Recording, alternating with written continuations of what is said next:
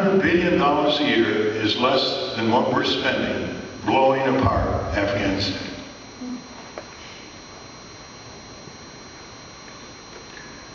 I disagree with Mr. Fly on his rosy picture of the state of Afghanistan. Afghanistan has been blown apart because when you have an invader come in, sectarian revenge erupts.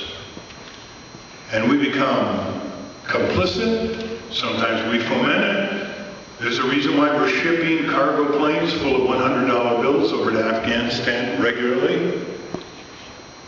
We have to deal with corruption, which is a way of life to survive in those countries, and we facilitate it because we're maneuvering in a complex, intricate society whose language we don't know, whose culture we don't know, and we're putting GIs in impossible positions.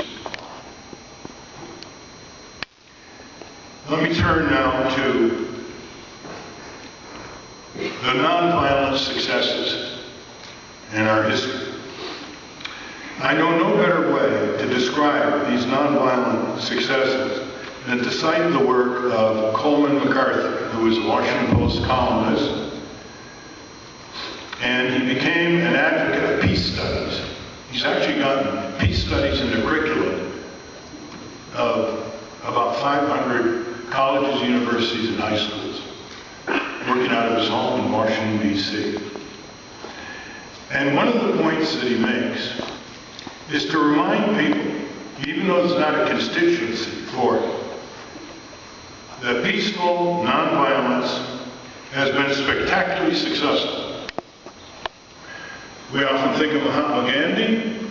Just think of the number of people who would have been killed in India without the leadership of the movement that he spearheaded. By example and by being activist, nonviolent, open, civil disobedience. Nelson Mandela, what turned the corner was not the armed effect of the ANC. It was his nonviolent, exemplary performance in advocacy. There were brutal regimes in the past quarter century that were overturned by people who relied on the weapons of the spirit more than on the weapons of steel, using Coleman McCarthy's language. They include the Philippines, Chile, Poland, Serbia, Georgia, Egypt, Tunisia, and of course South Africa and Macedonia. No arms really used. They haven't reached Valhalla in those countries, but they overturned their immediate dictatorships and opened up opportunities. Many of these dictators were supported by the U.S. government.